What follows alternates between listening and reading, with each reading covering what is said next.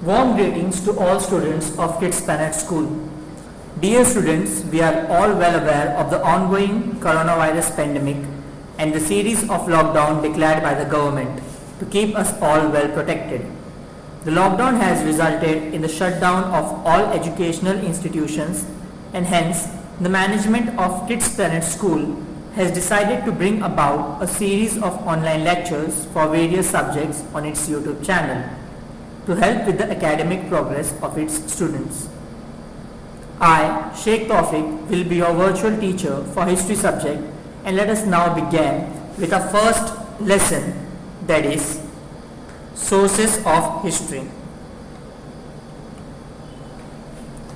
Till now we have studied the history of ancient, medieval and modern India. This year we have to study the history of India in the post-independence era, also known as the modern history. Sources of modern history are different from those of ancient and medieval history. We can study modern history with the help of written sources, material sources, oral sources, and sources in the audio-visual medium. We have to take note of the sources at the regional, state, national and international level as well. We can write history with the help of these following sources. The first of these sources are written sources. The following sources are included in the written sources, which are newspapers, periodicals, diaries, reference books, correspondence, documents in the archives. The place where historical documents are preserved is called archives. The main office of the National Archives of India is at New Delhi. It is the largest among the archives in Asia. Alongside archives, we also have government gadgets, postage stamps, encyclopedias and newspapers. As you know, all these sources you are familiar with. Let us first start with newspapers. The print media generally relies on newspaper. We get information about national and international affairs related to politics, arts, sports, literature, and social and cultural affairs through the newspaper. Most national newspapers have started regional and additional supplements which give information on subjects related to various topics. Some newspapers produce special supplement towards the end of the year which give overview of the important events during the year. But where do newspapers get all its content from? And the answer lies in PTI. It is also known as Press Trust of India.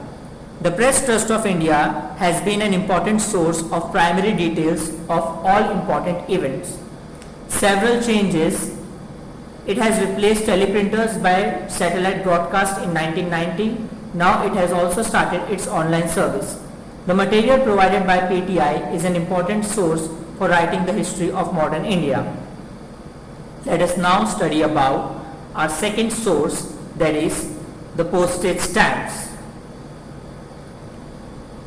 Postage stamps reveal a lot of knowledge regarding the changing times.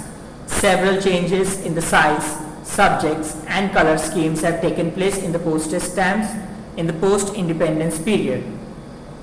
The Postal Department issues stamps on a wide variety of themes and on various occasions. The postage stamps are a valuable repository of history. Postage stamps does not reveal anything on their own unless the pictures and the symbols in it tells the story. Jal Cooper, born in Mumbai, was an internationally acclaimed philatelist. As you can see the stamp which signifies it. Philatelist is someone who has extreme knowledge of postage stamps. He played an important role in taking the study of Indian postage stamps to the international level. With this, we now will move to our second source, that is the material source. The following sources are included among the material source.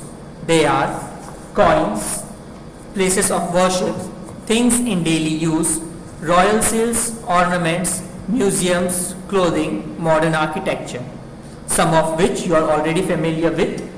Coins, as you have all seen in your day-to-day life, places of worships like temples, masjid, mosque and gurudwaras. Among this, there are also different materials that we use in our day-to-day life, such as tools and clothing. Modern architecture signifies different types of buildings and structures built over the time. Let us now study about coins.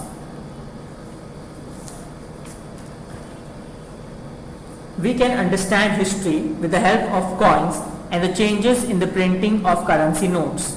Reserve Bank of India, with its headquarters in Mumbai, prints currency notes. The metal used for making coins, their different shapes and diversity of shapes imprinted on them help us to understand the contemporary issues like importance of population control, agriculture and farmers. Museums are also well-known source for history. Museums depict the characteristic, display the cultural and social heritage of the state in when they are located. For example, the Chhatrapati Shivaji Maharaj Museum at Mumbai and Reserve Bank Museum at Pune help us to understand the history of Maharashtra. There are also several other museums set up by private collectors based on distinctive subjects like coins, notes, lamps and nutcrackers and different equipment, etc. Let us now move to our third segment, that is oral sources. These sources include folk tales, folklores, songs, proverbs, ballads and oris. Oris are somewhat Marathi verses in oral tradition. Activists were inspired by the povadas of Lok Shahir Annabhav Sathe and Shahir Amir Sheikh during the Sanyukta Maharashtra movement. Which brings us to our last source, which is the audio-visual sources. Television, films, internet are also called audiovisual media. Many domestic and foreign television channels also come under this head, example History Channel, Discovery Channel, etc. There are also several other channels which gives you information and technological knowledge about the world. They are also can be put under this text. Like PTI looks over the newspaper, here we have FTII, which means Film and Television Institute of India, which governs the audiovisual sources. The Government of India started the Film and Television Institute of India at Pune in 1960 with the purpose of providing public education. An institute called Indian News Review has produced various newsreels on important events in politics, social issues, arts, sports and culture. This department has also produced various documentaries on prominent social leaders, on people who have made major contributions for the country and about important locations in India. These news releases or documentaries are useful for studying the history of modern India. Not only this, it also serves as a source of entertainment. It can be far said that television has changed the world economically and globally. There are far more information which we can get our hands on through television. Same as newspaper are while known for their understanding and knowledge, television can be said the same for.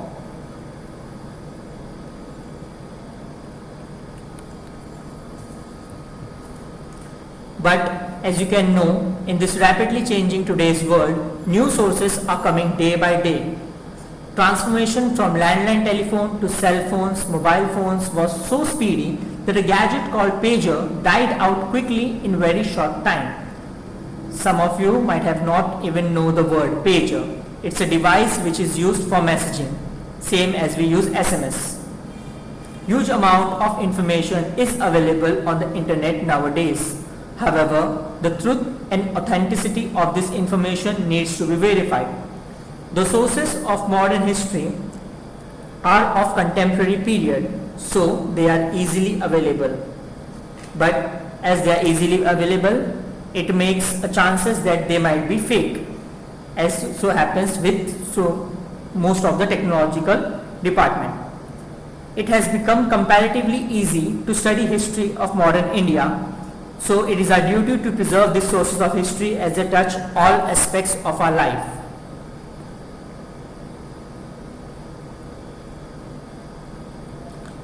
If you have any doubts or queries, contact us on 9619768527.